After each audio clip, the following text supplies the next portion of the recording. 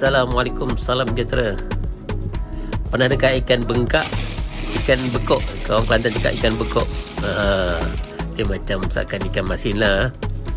Saya ni standard lah. Ada sahabat saya yang sangat bermurah hati, pembekal utama ikan-ikan segar kepada saya.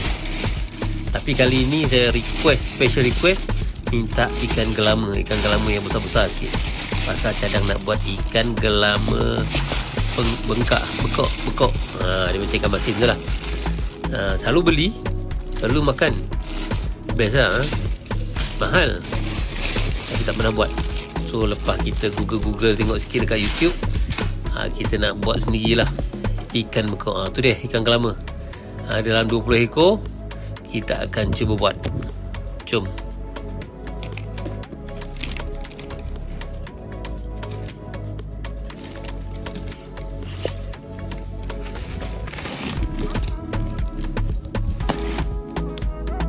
Okey lah, ini stok saya lah. Biasanya dalam 2 minggu, sebulan sekali saya restock lah. Ikan ni biasanya ikan yang belum tahu pengawet lah. So fresh sikit. Saya tak suka ada pengawet. Okey, macam mana cara dia? Mula-mula kita kena belah dia. Belah daripada atas, belah dua sampai dia terbelah, supaya kita boleh buang isi perut dia. Ini yang macam saya tengok dalam YouTube lah. Dan yang macam kita beli memang macam ni lah, standard dia potong. Dia rasa dia banyak ikan cecaru pun boleh, tapi yang paling best ikan gelama. So yang biasa kita beli dekat Kelantan ni, dia besar lagi pada ni. Biasa sekilo 40 ke 80 ringgit. Kalau dia buat tu dia ketuk harga. Dia macam ikan masin, tapi dia basah. Dia bukan macam pekasam. Pekasam kita kena taruh benda kan. Ini cuma basic je. Apa ni, cuka dengan garam.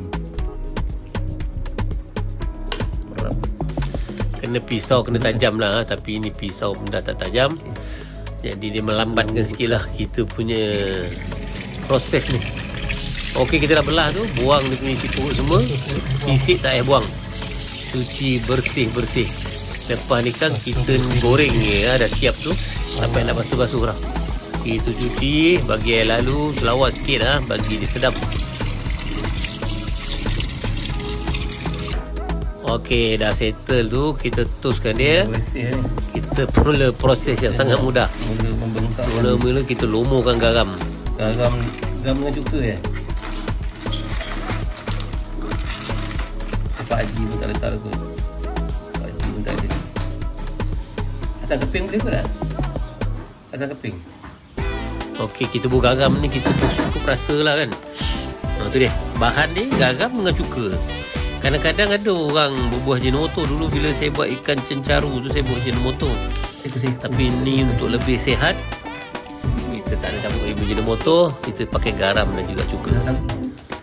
Garam ni ada separuh ikan tu tadi terlalu masin. Jadi garam ni kena secukup rasa lah. Pandai-pandai lah nak bajet kan. Jangan terlalu masin. Kita letak belah dalam, usut-usut sikit.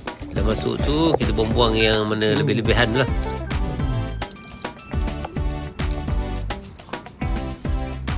Okey, kita usap-usap sikit dengan penuh kelembutan dan kasih sayang.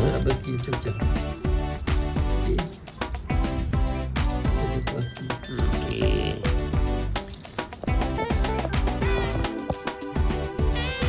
Tu kita taruh cuka masak tu lah.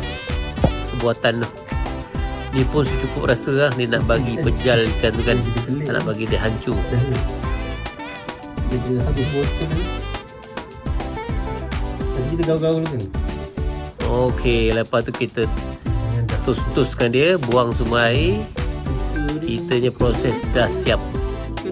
Tu lepas tu kita susun lah dalam bekas. Apa bekas boleh, biar bertutup lah. Pasal ni ikan mentah kan, takut banyak lipas dan banyak lalat, kita tutup. Tapi saya buat ni alhamdulillah tak ada lalat langsung. Mungkin cara pemprosesan dia dah agak bagus. Lepas tu kita balinglah sikit asam keping. Dia bagi masam-masam sikit dan lebih tahan lama. Yang ni dah siap, dah settle ni. Kita biarkan dia dalam keadaan tu selama lebih kurang 4 jam 5 jam lah, sebelum boleh kita makan. Lebih tu kita dah boleh simpan lah. Tak perlu simpan dalam freezer, tak perlu jemur. Ini bukan ikan masin, tak payah. Jom biar dalam keadaan macam ni ya. Kita letak peti ais yang biasa. Ini hasil dia sahur tu. Memang sahur ni saya makan sikit lah. Kita buat si goreng bodoh-bodoh sikit. Goreng ikan ni bagi penambah perisa. Ini ialah menu sahur saya dah 2 hari berturut-turut. Ikan kalama bengkak bersama nasi goreng.